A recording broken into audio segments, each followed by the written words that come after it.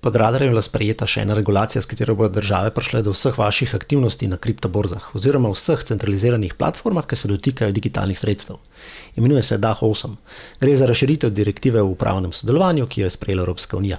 Gre za nekaj podobnega kot naprimer, ko imaš odprt račun v tujini in iz tujine potem poročajo davčnemu organu o vaših računih. Seveda, hkrati moraš pa ti to tudi sam prijaviti.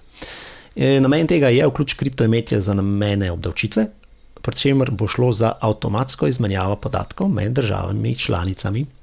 Koga zavezuje se, kdo mora to spoštovati? Zavezanci so kriptoborze, skrbniške denarnice, posredniki in trgovalne platforme, drugi ponudniki kriptosredstev, ki operirajo v Evropski uniji oziroma nudijo storitve davčnim rezidentom Evropske unije. Kaj morajo poročati oziroma kaj so kriptosredstva? Klasične kriptovalute, stablecoini, utility in governance tokeni, tokenizirana sredstva, vključno z tokeniziranim zlatom, NFT-ji niso izključeni. Kaj se poroča? Identiteta uporabnika, davčno rezidentstvo, vrsto kriptoimetja, nakupi, prodaje, zamenjave, prenosih, se pravi na borzo in iz borze. To pomeni, da vsaka regulirana kriptoborza oziroma institucija, ki se dotika digitalnih sredstev, bo to mogla poročati in sicer za leto za nazaj.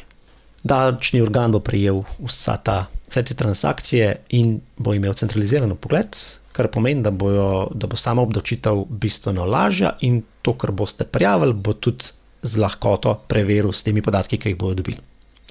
Kaj pa ni zajeto? Ni pa zajeto, če delate vi peer-to-peer, se pravi neposredno transakcije med dvema lastniškima denarnicama. Ko pa naredite iz lastniške denarnice depozit na naprimer centralizirano borzo, pa seveda ta naslov razkrije. Kako pa to časovno izgleda? In sicer začetek uporabe pravila je 1.1.2026, prvo poročanje letno je za leto 2026, in sicer bojo mogle države prvič poročati 31.1.2027 za leto 2026. Se pravi, transakcije, ki izhajajo iz leta 2025, ne bojo predmet poročanja, se pravi, ne bojo v tem poročilu. Zdaj pa, če naredimo povzetek, na nek način gre za popis premoženja ter aktivnosti na centraliziranih platformah in avtomatska izmenjava z davčnimi organi. Do konca 2025 imate še vedno možnost, da prenesete sredstva v lastniške denarnice in izvedete načrtovane transakcije, brez da se le te avtomatsko pošiljajo do državnih institucij.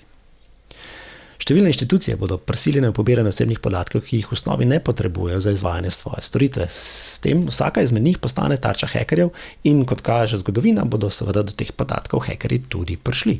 Ostanite na coinu in zbirajte satošije.